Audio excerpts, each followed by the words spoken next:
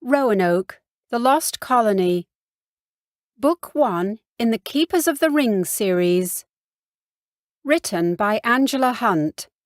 Narrated by Lesley Parkin. At White's command, Ananias lit a smoky signal fire on the beach, and the remaining passengers aboard the Lion knew 'twas safe to join the others.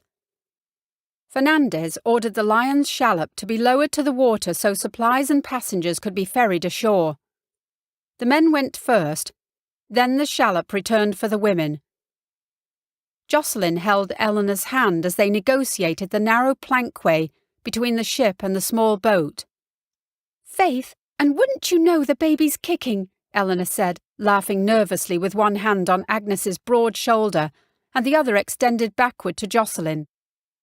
Behind Jocelyn, Audrey squealed fearfully with each step and steadfastly refused to look down at the water beneath her feet.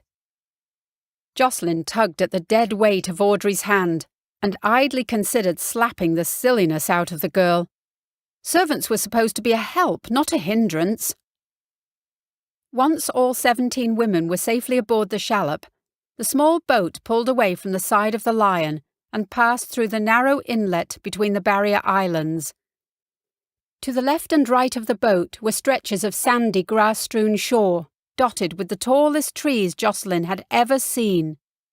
Such trees were rare in England, except on wealthy estates, for daily fires had consumed many of England's forests.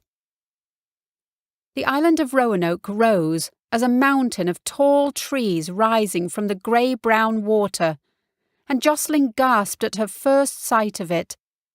Gnarled oaks bent low to the ground behind the shoreline, limbs growing askew, as if cowering before the force of ocean winds. As the boat neared the point of landing, a group of men waved in greeting and hurried forward to lend a hand to the women who would have to wade through the water to reach shore. While her cousin and the servants twittered nervously and lifted their skirts to avoid the water, Jocelyn stepped confidently to the side of the boat and spurned a grinning sailor who offered to carry her to shore. She turned and stepped instead into the cool salt water and felt the sea cover her boots and tug on her suddenly heavy skirt. While Audrey squealed in the distance that she did not want to get wet, Jocelyn awkwardly trudged forward.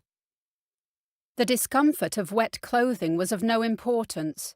Being home was all that mattered.